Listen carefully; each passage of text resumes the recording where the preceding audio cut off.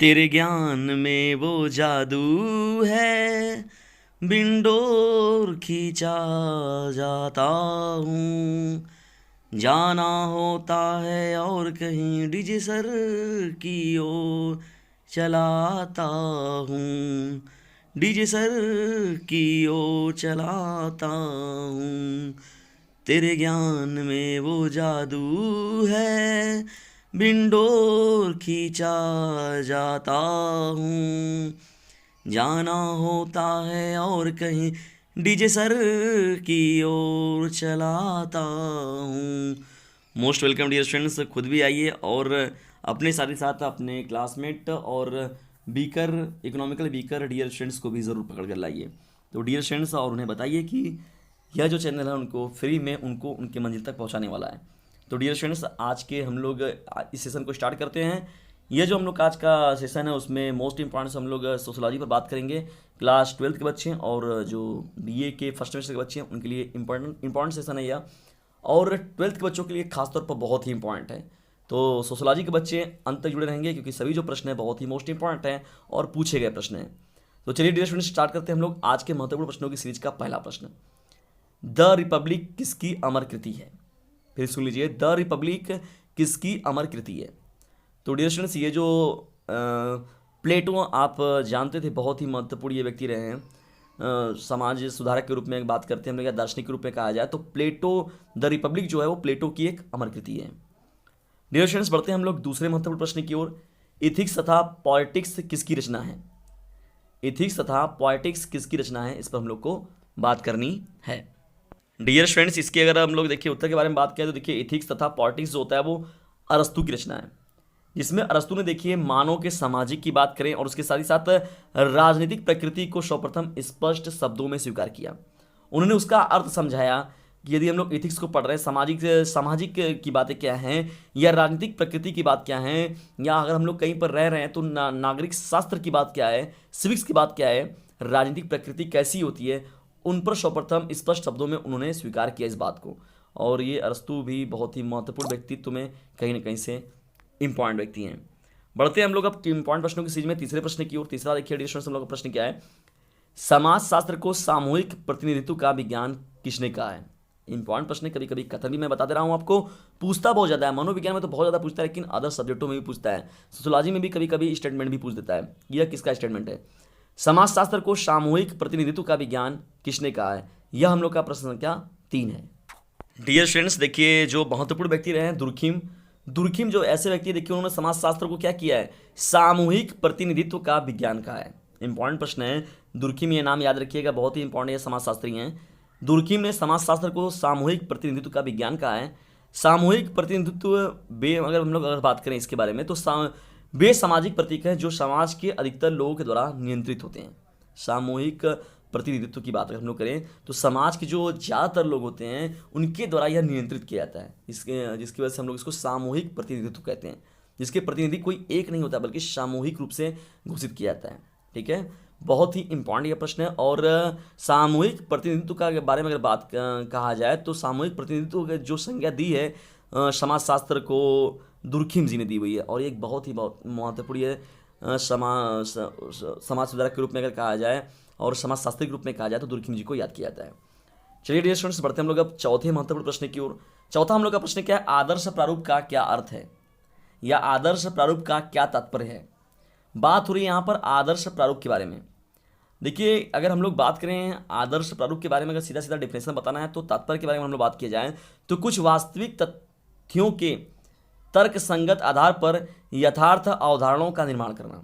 ठीक है, कुछ वास्तविक तथ्य हम लोग ले लिए और उसको उस पर अपने तर्क रख दिए और अपने विचारों को हम लोग उस पर प्रस्तुत कर दिए, आधार पर ही हम लोग क्या करते हैं? यथार्थ अवधारणा का निर्माण कर लेते हैं हम लोग। वही क्या कहलाता है? आदर्श प्रारूप कहलाता है। ठीक है, तो डियर स्टूडेंट्स, आदर्श प्रारूप को समझे होंगे आप आसानी से। देखिए जो वास्तविक तथ्य होते हैं उनको तर्क संगत ले लिया गया, तो तर्क संगत मतलब हम लोगों ने उस पर कुछ बहसबाजी की, अपने विचारधाराएं रखी उस पर, तो उसके आधार पर हम लोगों ने क्या किया? एक यथार्थ मतलब सही सही अवधारणा हमने प्रस्तुत कर दी, या एक सही सही मैंने अपनी विचारधारा का निर्माण कर लिया, उसे ही हम लोग कहते हैं आदर्श प्रारूप। और समाजशास्त्र में ये बहुत ही महत्वपूर्ण चीज़ है। तो चौथा प्रश्न जो है वो भी बहुत ही इंपॉर्टेंट प्रश्नों में एक है। चलिए डियर स्टूडेंट्स, बढ़ते हैं हम लोग अब 5वें प्रश्न की ओर। लेकिन यहाँ पर हम लोग का एक पड़ाव मिला हुआ है, तो यहाँ पर थोड़ी सी बातें हो जाएं। मेरा एक ग्रुप व्हाट्सएप नंबर है, उसे ज़रूर उस नंबर को शेयर करें और उससे स्टडी अपनी करें नियमित रूप से। और सबसे महत्वपूर्ण ये देखिए क्या होता है, मैं इसमें PDF भी आप लोग को प्रोवाइड कराता हूँ। तो डियर स्टूडेंट्स, आप उस नंबर को जरूर नोट करें, 950 690 285 7। ये हमारा व्हाट्सएप ग्रुप नंबर है। यदि आप इससे ज्वाइन हो जाते हैं तो मैं आपको ग्रुप में जोड़ लूँगा, और ग्रुप को कभी आप एग्जिट मत करिएगा, क्योंकि इसमें PDF जो होता है आपको आसानी से मिल जाता है। 5वां हम लोग का प्रश्न है, समाज की 4 विशेषताएं लिखिए। इंपॉर्टेंट प्रश्न है। देखिए, समाज शास्त्र की बात हो रही है, समाज शास्त्र या सोशियोलॉजी की बात हो रही है, तो आपका जो प्रश्न है इसी के इर्द गिर्द घूम कर मिलता है। और मैंने उन प्रश्नों को आप पढ़ेंगे तो खुद समझ में आएगा आप लोग कि नहीं वास्तव में ये जो प्रश्न है कितने ज़्यादा मोस्ट इंपॉर्टेंट है। Subject wise, topic wise, chapter wise पढ़ाने का समय नहीं है। कुछ डियर स्टूडेंट्स ये कहते हैं कि सर चैप्टर वाइज बताइए सर, हम लोग को और आनंद आएगा और अच्छे से हम लोग क्लास करेंगे। लेकिन डियर स्टूडेंट्स देखिए, 1 से 2 महीने जो हम लोग का होता है, आपके पढ़ने और पढ़ाने की इस समय टाइमिंग नहीं है। जब वो 9th के बच्चे 10th में जाएंगे और 11th के बच्चे 12th में जाएंगे तो मैं उनको चैप्टर वाइज भी पढ़ाऊंगा अच्छे से पूरा। लेकिन अभी हम लोग को मोस्ट इंपॉर्टेंट प्रश्नों की सीरीज पर कार्य करना है, इसलिए हम लोग उस पर अधिक रूप से कार्य करेंगे, क्योंकि अभी आप लोग को परसेंटेज पर भी अपने ध्यान देना होगा। तो चलिए बढ़ते हैं हम लोग 5वें प्रश्न की ओर। समाज की 4 विशेषताएं लिखिए। देखिए, समाज की विशेषता में अगर हम लोग बात करें डियर स्टूडेंट्स, तो पहला देखिए हम लोग का महत्वपूर्ण जो बात निकल कर आती है, समाज देखिए क्या होता है, संबंधों की व्यवस्था होती है। सीधा सीधा है, संबंधों की व्यवस्था का मतलब क्या होता है, वो हमारे माता श्री पता चला, वो हमारे पिताश्री हैं, वो हमारे भाई हैं, वो हमारे बहन हैं, वो हमारे छोटे हैं, वो हमारे बड़े हैं, या वो हमारे पंच हैं, वो हमारे प्रधान हैं, वो हमारे जैसे हम लोग जितने हमारे पार्षद जी हैं, और ये हमारे जैसे कहा जाता है कि ये और भी जो संबंध चाचा चाची हो गए, ग्रैंड फादर हो गए, ग्रैंड मदर की बात हो गई, मतलब तमाम ऐसे जितने भी रिलेशन आपको देखने को मिलते हैं। तो डियर स्टूडेंट्स, समाज जो होता है वो संबंधों की एक व्यवस्था है कि इनका इनके साथ क्या संबंध है, या वो उनके साथ किस रूप से जुड़े हुए हैं। कभी घर के सामने वाले जो हैं भाई वो हमारे पड़ोसी हैं, वो उनके घर के पड़ोसी हैं, तो हम लोग कई प्रकार से जो संबंधों को जोड़ते हैं। तो यहाँ पर क्या होता है, सामाजिक संबंधों की व्यवस्था जो होती है कहीं ना कहीं से समाज की बात होती है। डियर स्टूडेंट्स, दूसरी जो देखिए महत्वपूर्ण इसमें बात क्या होती है, समाज में समानता और विविधता पाई जाती है। समानता का मतलब क्या होता है, जैसे राष्ट्र की जब बात आती है या कहीं पर सहयोग की बात आती है, हम लोग के देश पर अभी कोरोना काल आया था तो कितनों ने कितनों की मदद की। अगर उतने रूप से अगर नहीं आते, सभी लोग सरकार पर डिपेंड रहते, तो लोग तबाह और बर्बाद हो गए होते। लेकिन कितनों ने कितनों का साथ दिया, इसकी कल्पना और इसका अंदाज़ा आपने खुद देखा है, चीज़ों को ऑब्जर्व भी किया है। और डीजे सच चैनल का परिवार भी इसमें बहुत बढ़ चढ़ कर भाग लिया हुआ था। उसके साथ ही साथ जो इंस्टीट्यूट है द इंडियन स्टूडेंट्स ने भी बहुत इसमें अपना बढ़ चढ़ कर हिस्सा लिया था उस समय कोरोना काल में लोगों के लिए। तो ऐसे ही हम लोग अच्छे कार्य और भी करते रहेंगे डियर स्टूडेंट्स, आप लोगों का साथ रहा तो। दूसरा देखिए डियर स्टूडेंट्स, और साथ रहे समाज में ऐसे व्यक्ति मिलते ही मिलते हैं। स्टूडेंट्स रहेंगे, आपके फ्रेंड्स रहेंगे, आपके क्लासमेट रहेंगे, आपके साथी रहेंगे, जो समाज में हर जगहों पर कहीं ना कहीं अच्छे व्यक्ति जरूर हैं। तो और विविधता का मतलब क्या होता है, जैसे भाई अपने अपने रूपों से प्रकार से लोगों के क्या होते हैं, जैसे हम लोग अगर विविधता का मतलब भाषाईगत विविधता को देखा जाए, और लोगों के रहन सहन को देखा जाए, पहनावा ओढ़ावे को देखा जाए, लोगों की भाषाओं को देखा जाए, अलग अलग संस्कृति की बात देखा जाए, तो अलग अलग राज्य जो हो गए, अलग अलग जिले हो गए, तो सबकी एक अपनी अलग अलग पहचान बनाती है। तो इस प्रकार से अनेकता में एकता की बात होती है, विविधता की बात होती है। विविधता के साथ ही साथ समानता भी देखने को मिलती है हमारे समाज में। तीसरी देखिए डियर स्टूडेंट्स, महत्वपूर्ण बात क्या होती है, समाज में सहयोग और संघर्ष पाया जाता है। सहयोग की बात होती है कि कोई गिर गया तो उसे पकड़ के उठा देना, लोगों के लिए सहयोग की बात करना, कोई मुसीबत में हो तो उसका साथ दे देना। और संघर्ष का मतलब क्या होता है कि जैसे पता चला कि कोई 2 व्यक्ति हैं, वो भी अपने सामानों को बेच रहे हैं, वो भी अपने सामानों को बेच रहे हैं, तो इस प्रकार से देखा जाए तो सामाजिक संघर्ष भी, समाज में संघर्ष भी देखने को मिलता है। एक दूसरे से प्रतिस्पर्धा भी देखने को मिलती है, वो सामान को वो भी बेच रहे हैं, उस सामान को वो भी बेच रहे हैं, उस कार्य को वो भी कर रहे हैं, उस कार्य को वो भी कर रहे हैं। तो समाज में सहयोग और संघर्ष भी पाया जाता है। देखिए यहीं पर क्या है, हम लोग सहयोग की बात क्या हो गई, इस चैनल समाज में सहयोग की बात क्या हो गई कि मतलब हम लोग आप लोगों के लिए कुछ बेहतर करना चाह रहे हैं। ये डीजे सा चैनल जो आप लोगों के लिए कुछ बेहतर करना चाहता है, तो ये सहयोग की बात हो गई। संघर्ष का मतलब क्या है कि अभी यूट्यूब पर या तो हम लोग देखा जाए प्लेटफॉर्म पर या यूपी बोर्ड बच्चों के लिए अभी ज़्यादातर बच्चों तक कब ये सेशन पहुंच जाए, या इसकी डीजे चैनल की क्लास जो पहुंच जाए सभी बच्चों के पास, या और चैनल को जो है, और चैनल से हम लोग की भी क्या चल रही है भाई, जाइए संघर्ष चल रहा है, प्रतिस्पर्धा चल रही है उनके साथ। तो यहाँ पर देखिए ये भी एक समाज है। तो समाज एक बहुत ही बृहद रूप है। चौथा डिरेक्शन जो महत्वपूर्ण देखिए हम लोग की बात है, समाज जो होता है वो परिवर्तनशील होता है। बहुत ही इंपॉर्टेंट है, समाज क्या होता है, परिवर्तनशील होता है। समाज में आज कोई है, कल नहीं भी रहेगा। कल कोई नहीं है, कल कोई आ भी जाएगा। तो समाज जो होता है परिवर्तनशील रूप है। आज कोई पता चला कि अनपढ़ है तो कल साक्षर भी हो जाएगा। आज कोई पता चला बेरोजगार है तो कल रोजगार वाला भी हो जाएगा। आज कोई अगर बिना नौकरी वाला है तो कल नौकरी वाला भी हो जाएगा। कल नौकरी वाला है तो परसों पता चला बिना नौकरी वाला भी हो जाएगा। आज कोई नेता है तो कल आम आदमी हो जाएगा, आम आदमी है तो फिर नेता हो जाएगा। तो समाज में ऐसे परिवर्तन जो होता है वो देखने को नियंत्रित रूप से हम लोग को देखने को मिलता है। तो समाज जो होता है वो परिवर्तित रूप है। कोई अगर कभी पुत्र के रूप में है तो कभी वो पिता के रूप में जा रहा है और कभी वो दादा के रूप में आ रहा है। तो मतलब लोगों का स्टेज जो हो रहा है वो चेंज हो रहा है। टेंस में भी हम लोग पढ़ते हैं कि प्रेजेंट टेंस है तो उसके बाद पास्ट आना है, पास्ट प्रेजेंट, पास्ट और फ्यूचर की बात करते हैं। तो डियर स्टूडेंट्स जो समाज भी होता है वो परिवर्तनशील होता है।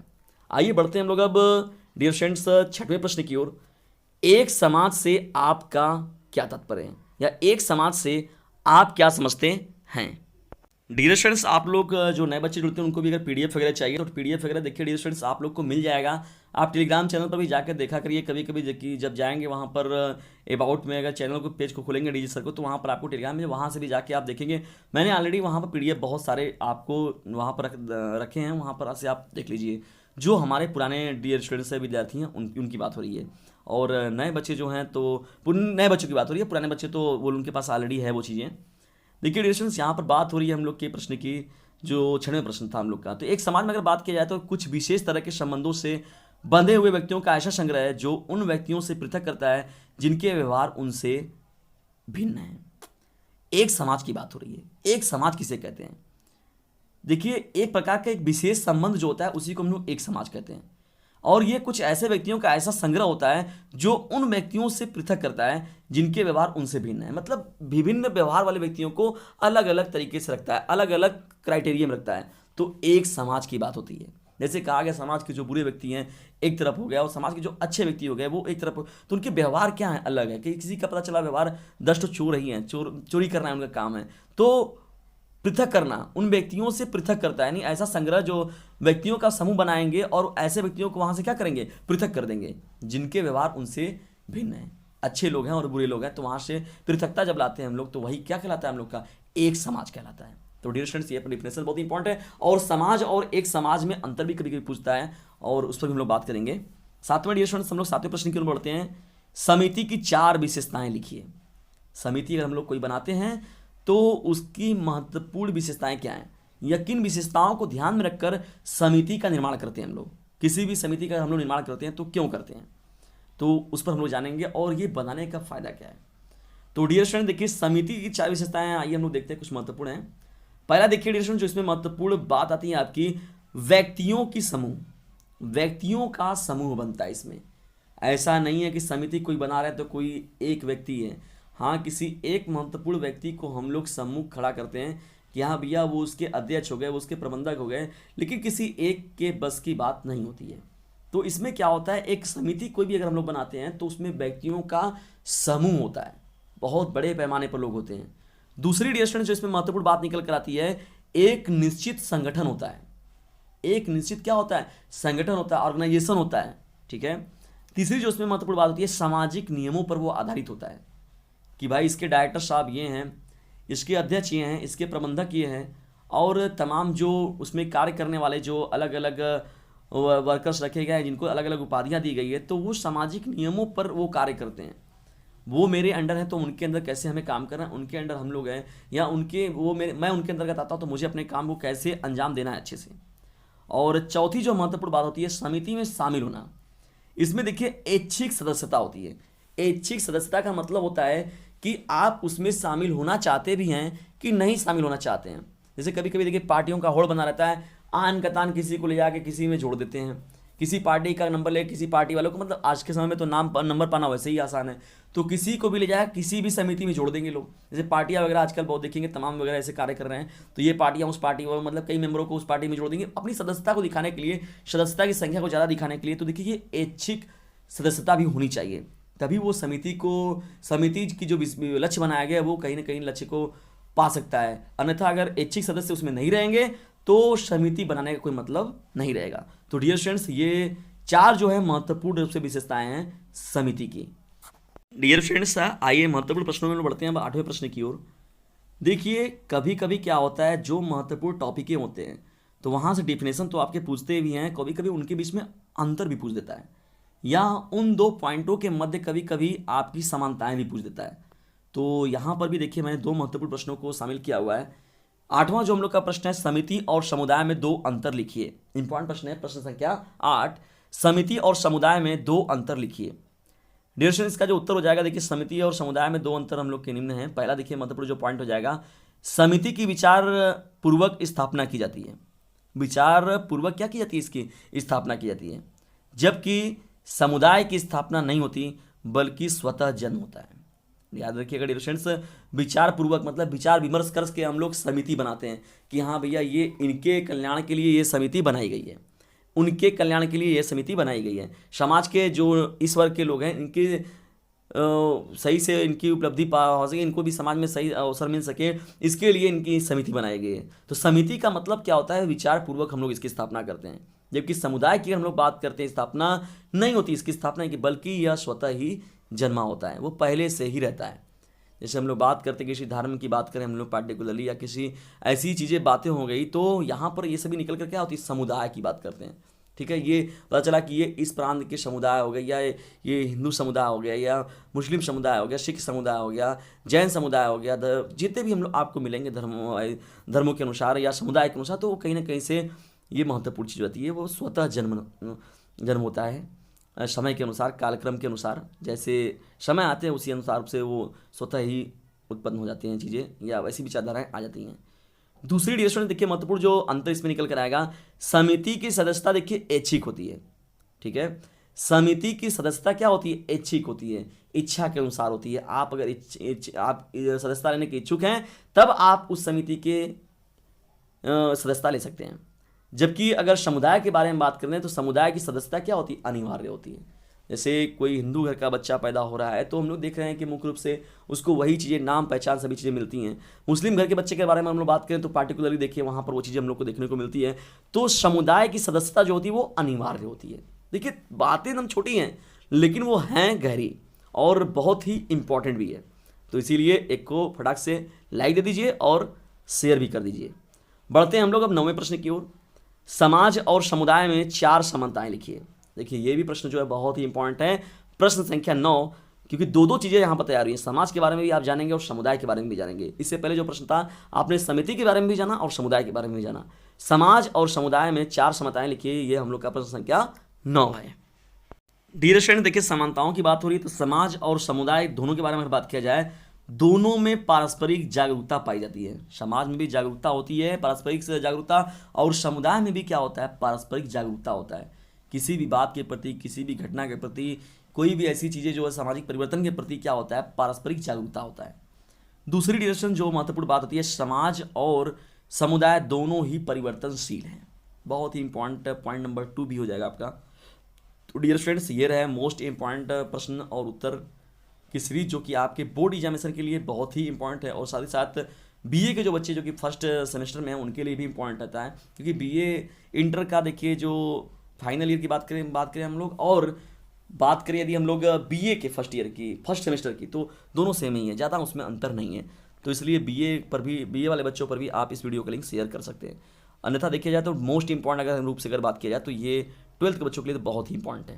डियर फ्रेंड्स नंबर देखिए आप लोगों को जो मिला हुआ है उसे ज़रूर सेव करें और ज्वाइन हो जाएं, लोगों को भी ज्वाइन करें, दूर दूर तक फैलाएं। मेरी हेल्प के रूप में अगर कुछ करना चाहते हैं, आपको सेशन अच्छा लगता है तो बस छोटा सा एक काम करना है, इसे शेयर जरूर करना है। तो डियर स्टूडेंट्स याद रखिएगा, ओनली शेयर माय वीडियोस, यही मेरी फीस है। तो जल्दी ही मिलते हैं हम लोग अगली वीडियो में। तब तक के लिए अपने स्वास्थ्य का ध्यान रखते हुए अपनी स्टडी को आप नियमित रूप से जारी रखिए, क्योंकि अब आपका एग्ज़ाम दूर नहीं है और आपको स्टडी की बहुत सख्त ज़रूरत है। कम से कम 2 से 3 से 4 घंटे आप इस चैनल से रेगुलर स्टडी जरूर करें। देखिएगा आपके दिमाग से एकदम डर निकल जाएगा और बोर्ड एग्जामिनेशन में आप बहुत ही बेहतर तरीके से कर रहेंगे। और डीजे सर चैनल का जो नोट्स मिल रहा है उसे भी आप ज़रूर रखें सीरीज़ में, वो आपको आसानी से अवेलेबल आपके पास हो जा रहा है। तो उसे बेवजह उसकी ऐसी नहीं कि उसका कदर ना करे, उसका कदर जरूर करिएगा, क्योंकि ज्ञान की चीज़ें होती हैं वो हमेशा ही आप लोग के लिए लाभप्रद सिद्ध होंगी। इसलिए जब फ्री में कोई चीज़ आपको मिल रही है तो उसका लाभ ज़रूर उठाएं। और इस चैनल से मैं चाहता हूं कि जो हमारा जो डीजे सर चैनल का परिवार बना हुआ है, यहीं से कहीं ना कहीं से हमें टॉपर विद्यार्थी हमारे निकल कर आएँ, जिससे कि आपको एक अपनी पहचान मिले और आप लोगों के पीछे जो शिक्षक खड़े हैं उनको भी एक पहचान मिले। तो डियर स्टूडेंट्स, इतना काम जरूर करें। इसे दूर दराज के वे सभी बच्चे जो कि इकोनॉमिकली वीकर हैं और सभी बच्चों पर इसे शेयर जरूर कर दिया करें। ठीक है डियर स्टूडेंट्स, जय हिंद, जय भारत।